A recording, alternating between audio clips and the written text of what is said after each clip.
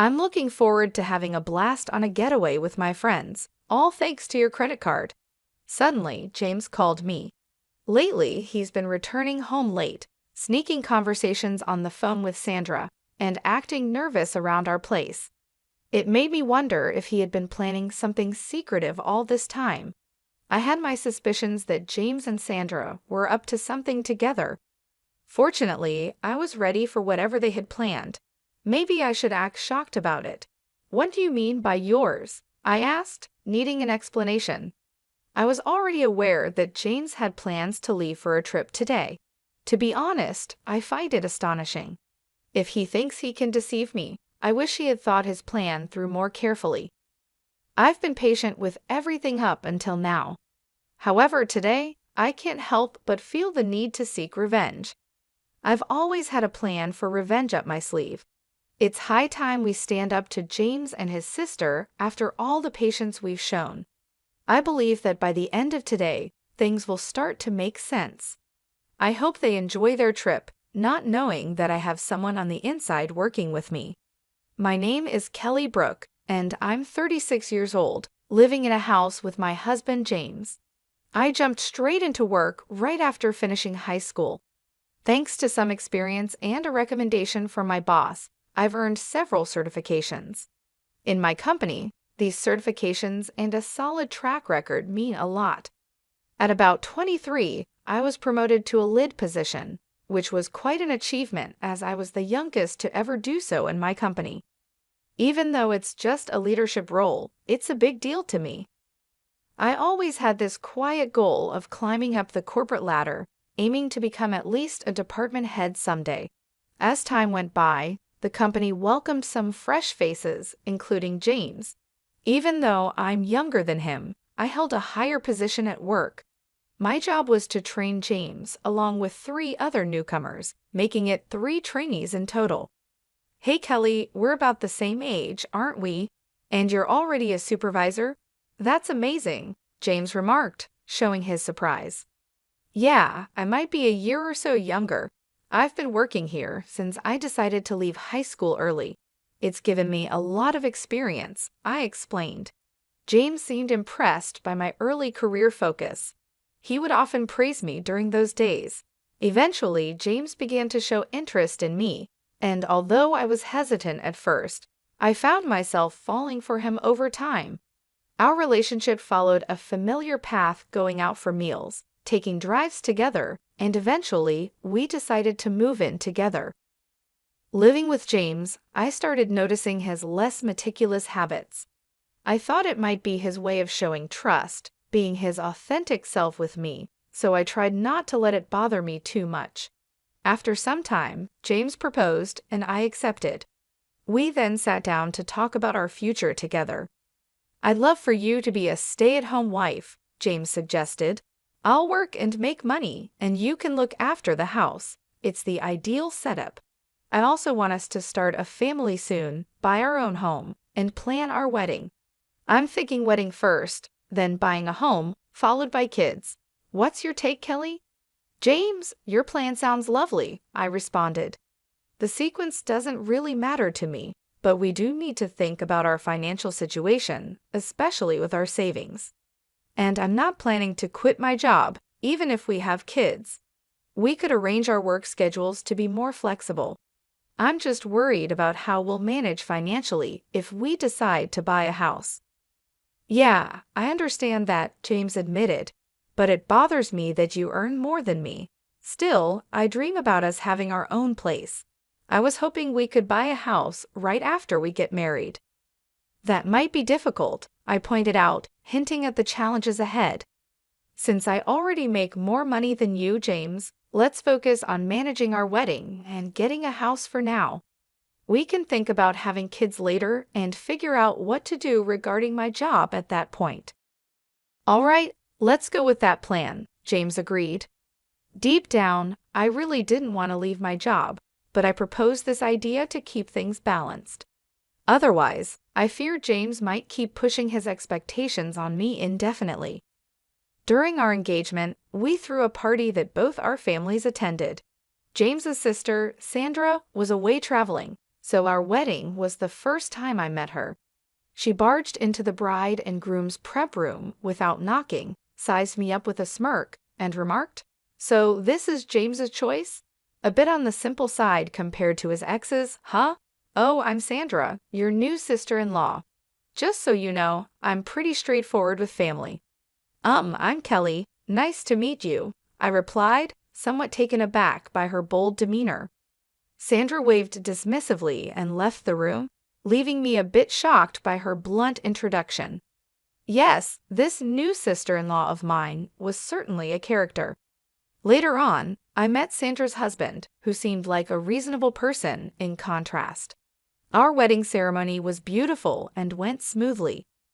James and I eventually purchased the house we both loved, and life seemed to be moving at a busy pace, prompting me to invest even more energy into my work. One day, when I was busy, the doorbell rang.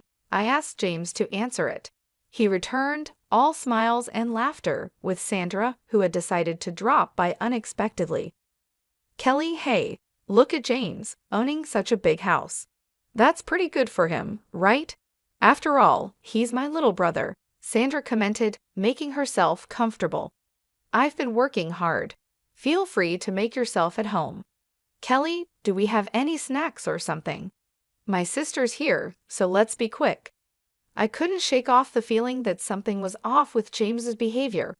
He seemed to puff himself up in his sister's presence, acting as if he was the sole owner of our house. It was clear he probably led her to believe he bought the house on his own. I played a significant role in making the down payment and continue to contribute to the mortgage payments for our house. Despite this, James was adamant about having the title in his name alone, and eventually, I agreed to it. Living together made me think it wouldn't really matter whose name was on the deed. However, the way James bragged about it to his sister rubbed me the wrong way. Still, I chose to keep quiet and not cause a fuss. "Here are some snacks. James does put in a lot of effort, you know," I mentioned casually, trying to smooth over the atmosphere. "Why does Kelly sound so in charge? She's not the boss or anything," Sandra remarked, a hint of annoyance in her voice. "Well, actually, I am James's supervisor at work," I clarified, a bit surprised. "Oh, is that so? Did James not tell you? When I joined the company, Kelly was already a manager. Since she started working right after leaving high school, it just happened that way. If it were up to me, I'd have surpassed her quickly," Sandra mused. "Wait, you left high school early? You seem so responsible, yet you're less accomplished than me," Sandra asked, a bit mockingly. "Is there an issue just because I didn't finish high school?" I responded, trying to keep the peace. "No, not really. But Kelly, since you're not a high school graduate and I'm your sister-in-law, I can ask you for anything, right?" "That's the rule," Sandra joked, though her tone suggested she wasn't entirely kidding. "Kelly, whatever my sister wants, she gets. If you refuse, I'll have to ask you to leave the house," James added, seemingly backing up his sister's outrageous claim. I was baffled by their conversation. Why would not having a high school diploma and her being my sister-in-law mean she could demand anything from me? And the threat of being kicked out of my own home for not complying. Was this some sort of bizarre joke? I managed a polite smile and quickly retreated to the kitchen, needing a moment to collect my thoughts. From there, I could still hear James and his sister talking, and it sounded like they were serious about what they had said. A little while later, Sandra followed me into the kitchen. "Hey, Kelly, I actually need to ask you for a favor." "What is it?" I asked, already dreading the request. "I need to borrow some money, like $5,000, please," she said, as if it were a small favor. "How is that a small amount? That's quite a lot. What do you even need it for?" I questioned, trying to grasp the situation. "Come on, it's just $5,000. You're a supervisor, right? You must have a good salary," Sandra pressed, assuming my financial situation would easily cover her request. The entire conversation felt surreal, leaving me to wonder how we'd gotten to this point. Sandra needed the money to cover the costs of renovations. When I reminded her about boasting of her new condo recently, she brushed it off. Huh, did I? Well, just give me the money. James said he'd lend it to me and told me to ask you. What? Why would he make such a decision without consulting me first? I was taken aback by James's assumption. Listen, Kelly, you either give me the money, or I'll call your boss right now and tell him you're resigning. Which will it be? Sandra put me in a tight spot. All right, Sandra, I'll lend you the money, but there's a condition, I asserted. We need to draft a promissory note. What? Even though we're family? Sandra seemed surprised. Yes, I want it in writing. So when you come to collect the money, bring a valid ID with a photo, okay? Ew, such a hassle. But fine, if you're giving me the money, I'll come over tomorrow night. Sandra reluctantly agreed. Despite the inconvenience, I knew it was crucial to get Sandra's agreement in writing. True to her word, albeit grumbling, she brought everything required the next day. Through this ordeal, I realized just how much James was under his sister's influence. It was frankly absurd. No matter what I said, it wouldn't have made any difference, it seemed. Later, I discovered Sandra spent the money on designer items, and after the initial loan, she started asking for more money without any shame. I insisted on a promissory note each time, and within a month, she had borrowed around $12,000 from me. Just when the situation seemed unbearable, I received an unexpected call from my boss. They wanted to promote me from a supervisor to a department manager. I was ecstatic. This was a step closer to my dream of becoming the head manager. Eager to share the great news, I rushed home to James, who had taken the day off. I'm home. James, guess what? I announced my arrival. Welcome back, Kelly. You seem thrilled. What's up? James greeted me. Today, my boss called me in, and guess what? He offered me the position of department manager. I've always aimed to be the head manager, so I'm incredibly excited to be moving closer to my goal. Oh, wait, what? Kelly, you're getting promoted. James's reaction mixed surprise with perhaps a hint of disbelief, underlining a day full of revelations and reaffirming my commitment to my career goals amidst the family drama. I don't understand. Did you actually say yes to the promotion? James asked, clearly puzzled. Yes, I accepted it. I've mentioned my career goals to you before, haven't I? I responded, surprised by his reaction. Wait a minute. You should have asked for my permission before making such a decision. What were you thinking? Plus, I've always said I wanted you to be a stay-at-home wife. How is it that you're moving up while I'm stuck in the same spot? Doesn't that strike you as odd? James questioned, frustration evident in his tone. That's not my responsibility. I've made it clear I don't want to quit working. Why you haven't been promoted is something I can't answer, I replied, standing my ground. Soon after our exchange, James made a call, presumably to his sister, because she showed up a few minutes later. Hey, I've heard you snatch the promotion that should have been James's. What gives? She accused me right away. I didn't snatch anything. In our company, promotions are awarded based on one's performance, I explained calmly. So what, you're suggesting James isn't good at his job? How could you look down on your own husband? Sandra snapped back, twisting my words. This is absurd, I muttered under my breath as they decided to celebrate at my expense, grabbing my bank card right from my purse. Despite my attempts to resist, they overpowered me, leaving the house with laughter as their parting shot. Tears filled my eyes as I realized the magnitude of my mistake in marrying James. Regret flooded in, but it was clear what I needed to do next: find a reputable divorce lawyer. James didn't return home that night.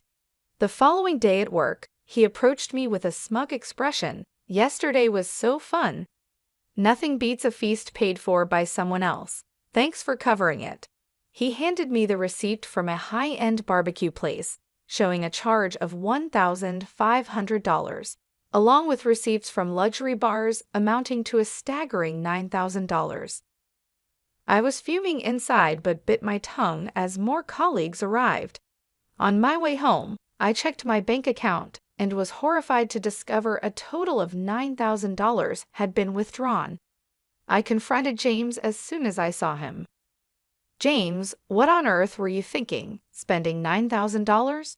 On fancy meals and bars, no less? That money was mine, saved from before we were together," I exclaimed, barely containing my anger over his reckless spending and disregard for our financial well-being. As soon as I walked through the door, James started complaining about me nagging him. When I brought up the issue of the money he had spent, money I had saved before we got married, he dismissively said, "I don't know and I don't care. It's already spent anyway," and locked himself in the bathroom. That was the last straw for me. I decided then and there that I was going to divorce him. Over the weekend, I visited a lawyer, and in the weeks following, the preparations for our divorce moved along smoothly. James's behavior hadn't improved. He continued to come home late and rushed out early on his days off. Just when I was considering hiring a detective to see what he was up to, I received a call from Ryan, my brother-in-law. "Hello, is this Kelly?" Ryan's voice came through the phone. "Yes, Ryan. It's unusual to hear from you. What's up?" I replied, surprised by his call. "Well, it's been a while. I'm actually calling to ask if Sandra is with you," he said. "No, Sandra isn't here. Why do you ask?" I was curious. "She's been coming home late and disappearing on weekends without telling me where she's going. She mentioned she was at James's place when I asked her yesterday," Ryan explained. "That's interesting. James has been acting similarly. They might be going somewhere together, but frankly, it's no longer my concern," I shared, distancing myself from the situation. "Oh, and Ryan, there's something I need to tell you too," I continued, sensing an opportunity to share my experiences. Ryan was taken aback by my indifference, but urged me to continue. I told him everything about the money Sandra had borrowed from me, James's extravagant spending, and my decision to divorce James. Hearing all this, Ryan sighed deeply. "Is that so? I'm sorry about my wife. I've been at my wit's end, thinking about divorce but haven't been able to take that step," he confessed. "Ryan, why don't you use the evidence I've gathered? It sounds like we're both dealing with similar issues. Maybe it's time to teach these reckless siblings a lesson they won't forget," I suggested, feeling a bond of mutual understanding forming between us. "Yeah, let's work on this together," Ryan agreed, a note of determination in his voice. Then he mentioned something intriguing. Sandra had been pushing him to take a long vacation, and he had noticed travel brochures on their vanity. Curious, I decided to investigate a shelf in our house that James always kept off limits. To my astonishment, I found travel brochures and club cards hidden there. It all made sense now. They were planning a trip without us knowing. "Ryan, I think they're definitely planning a trip. I just found evidence of it," I informed him, both of us realizing the depth of our partner's deceit. This newfound information solidified our resolve to proceed with our plans for divorce and hold them accountable for their actions. I stumbled upon some travel brochures hidden away, sparking an idea. As I shared my plan with Ryan over the phone, he couldn't help but laugh and agreed to play along. We concluded our call with a promise to coordinate our actions through text messages. I also forwarded him some evidence that might be useful for his own divorce proceedings while we meticulously strategized our next moves. 3 weeks later, just as the sun was rising, James left our house, a plan I was privy to thanks to a heads-up from Ryan the previous day. A few hours into his adventure, James called me, boasting about how he was going to enjoy a trip using my credit card with Sandra and their friends. His late nights and secretive phone calls had already aroused my suspicion that they were plotting something. Fortunately, I was ready for their games. Feigning surprise, I asked him to clarify. With a smirk in his voice, James revealed that they had been planning this trip for a long time and viewed Ryan as a safety net in case their plan fell through. They thought I was becoming too confident and decided it was time to teach me a lesson, as he put it. James's words were meant to belittle me, suggesting I couldn't stand up to their manipulations. But I was beyond feeling hurt or angry. I felt nothing at all. I questioned James about his earlier comment regarding my debit card, playing along with his illusion of victory. Confused, James insisted he had taken my card, but I calmly informed him that my card was still with me in my wallet. There was a moment of silence before he stuttered, questioning what card he had bragged about using. I revealed, much to his shock, that he had mistakenly taken an old gym membership card of mine. It matched my debit card in color and size. Realization dawned on James as he confirmed it did say Fitness Club on the card, and he began to question his mistake, wondering if he had mixed up the cards. Amidst this confusion, Ryan, who had been listening in on speakerphone, couldn't contain his amusement. James's grand plan to splurge on my dime had crumbled over a simple mix-up with a gym card. This blunder not only foiled their extravagant scheme, but also marked the beginning of their comeuppance, with Ryan and I ready to move forward with our plans, strengthened by the absurdity of their mistake. James was adamant he had seen his debit card, but his plan had fallen apart. "Ah, so this was Sandra and your scheme," he lamented, realizing he had been outsmarted. "I'm so disappointed. Actually, last night, I swapped your debit card with the gym membership card. It seems you didn't bother to check this morning and just took off with it," I revealed, enjoying the turn of events. What are you playing at?" James was clearly frustrated. "No, I should be asking you that. Tough break, huh? Don't get too full of yourself just because you're my stepbrother. Got it?" I countered, not letting him intimidate me. James tried to brush it off. "You'll see. We have gifts for you both when we return." "You think you can bribe us? I won't accept anything but cash," he bluffed. "We'll see about that. Look forward to it," I dismissed his comment, focusing on the situation at hand. "What are you going to do now?" "Oh, Kelly, can you send us some money?" James finally asked, his tone changing. I ended the call there. His message following the call, trying to threaten me with involving Ryan, only received a nonchalant "Is that so?" from me before I went back to sleep. When I woke up in the afternoon, my phone was flooded with missed calls and messages. I first called Ryan, then decided to pick up James's call. "Hey, finally, send the money, please. It's so cold, I think we're going to freeze," James pleaded. The reason for their discomfort was clear. They were in Alaska. In February, the cold there is biting, and if James and his group were complaining, it meant my plan had worked perfectly. "Really? You mentioned Ryan would help, right? Or is he not there?" I played along. "What? Do you know something?" James's confusion was evident. "Should I fill you in? Since you and Sandra decided to team up, Ryan and I did the same. It's quite simple," I explained, enjoying the irony of the situation. "Now, do you understand why I kept you on the phone for so long during that first call? It was to buy time, and Ryan, he's on his way back here on another plane." The revelation seemed to hit James hard. Our coordinated response to their scheme had left them stranded and cold, far from the luxurious getaway they had anticipated.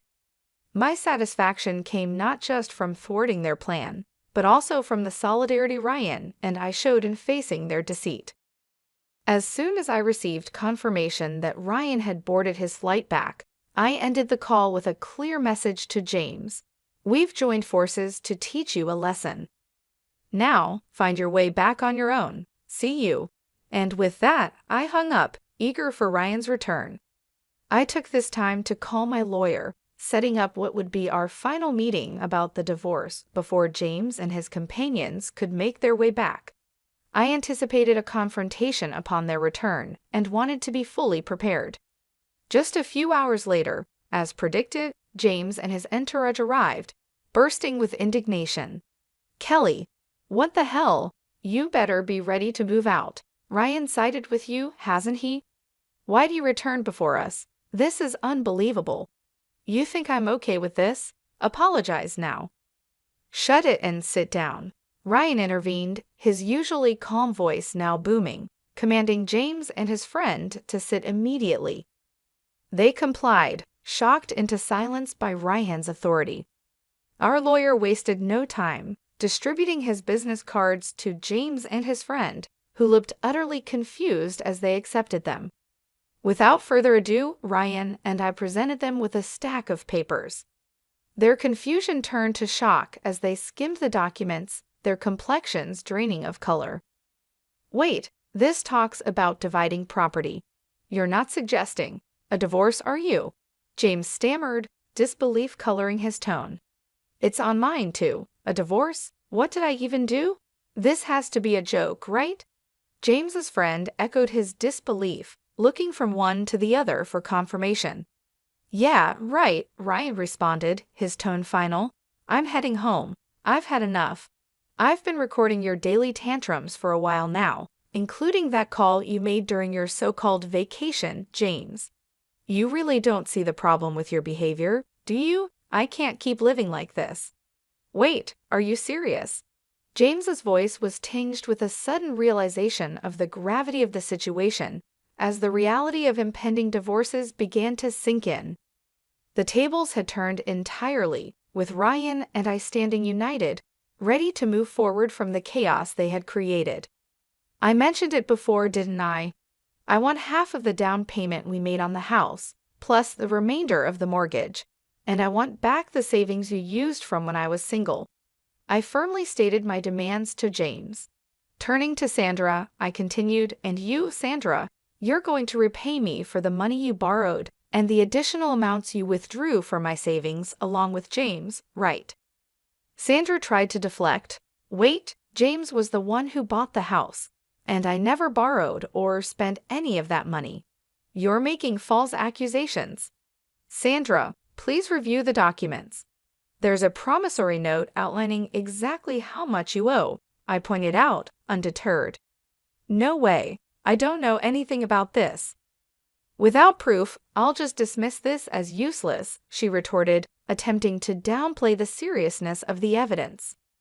Both James and Sandra acted rashly in response. James crushed the recorder under his foot, and Sandra ripped the paper to shreds, both wearing smug looks of defiance. "Look here, James, destroying that recorder changes nothing. The data's still saved on my computer, and Sandra, that document you destroyed wasn't the original. You've accomplished nothing," I calmly explained, revealing their efforts to be futile. "What the hell are you three even trying to do?" James's frustration was evident. "Oops," was my simple reply, highlighting their lack of foresight. To Sandra, "I also have a claim against you for all the savings you squandered, not to mention the cozy time you spent with that guy at the bar," I added, revealing more of their misdeeds. Faced with the reality of their actions and the legal repercussions, both James and Sandra started to break down, tears streaming down their faces. The financial reckoning was harsh but fair. For James, the total came to $135,000, $8,000 for emotional damages, $100,000 for the house's down payment, and $15,000 for miscellaneous expenses. Additionally, there was an upcoming loan repayment of $4,000.